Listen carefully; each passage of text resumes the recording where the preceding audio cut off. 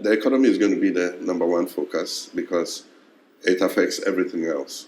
If the economy is in a bad way, it affects education, it affects agriculture, it affects sports, it affects every sector of the country. So we're going to have to be dealing with stabilizing the economy.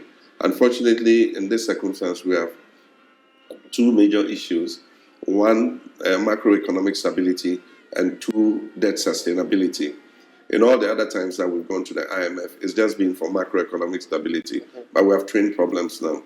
And so we're going to continue the IMF program. We already have requested some discussion with the IMF because we're not part of the negotiation of this program. And so we need to look at how we can all be on the same wavelength in terms of implementing the program.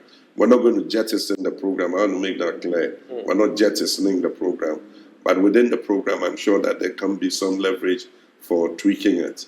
And so if we're able to reach that agreement, then we'll continue the program till it ends. What it means is that the budget must align with the IMF program. So there's not much leverage in there for making the kind of radical reforms that you might immediately need to make. But we would accept the reforms that are being made under the IMF and deepen them when we have our own program after the current extended credit facility runs out. So far, so good. Bringing down inflation is number one priority. Stabilizing the currency is number two. Bringing the deficit down, cutting expenditure, increasing revenues. I mean, those are the things that we need to be looking at. One of the things that resonated with the young people was the 24-hour economy. Yes. Do you care explaining what that means for ordinary Ghanaians? 24-hour economy is not a new thing. It's being implemented in many countries. And so Ghana will not be the first to implement a 24-hour economy. What the 24-hour economy does is that you provide incentives to the private sector to be able to increase their production and increase the number of working hours and increase the number of employees. That is what it is. Let's move on to the next topic, unemployment. Every single young person I talk to, they talk about how there are no jobs. You know, job creation is not an event, it's a process.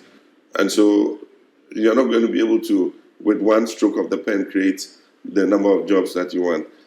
The first thing is restoring the economy back to health and restoring it back onto the path of growth.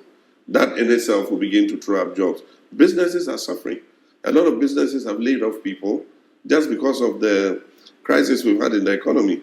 And so just bringing the economy back and letting businesses grow again.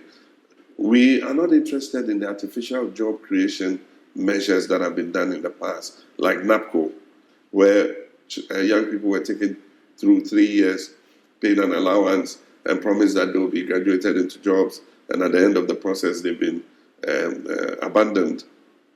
We're not going to do those artificial job creation measures.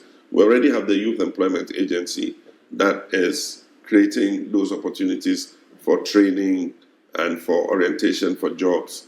We think that Ghanaians are not all consigned to become employees. If you look at the government sector employs less than 1 million people out of a population of 33 million. And so it's not a viable sector where all the teeming youth can get a job. The best place to get a job will be for the private sector to grow.